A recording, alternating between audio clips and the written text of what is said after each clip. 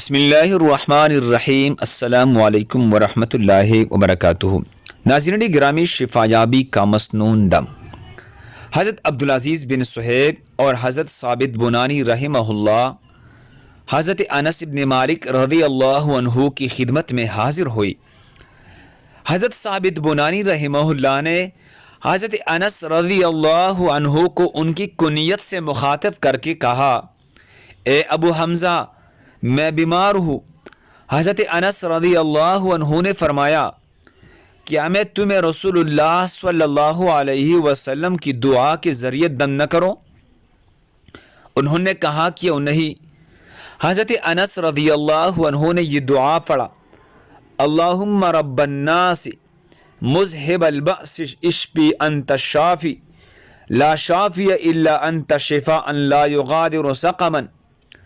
اللہم رب الناس مذہب البأس اشف انت الشافی لا شافی الا انت شفاء لا یغادر سقما۔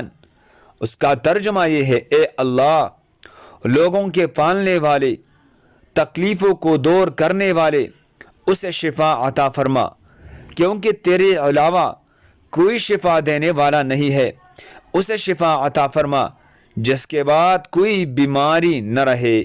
سنن ترمذی حدیث نمبر 973۔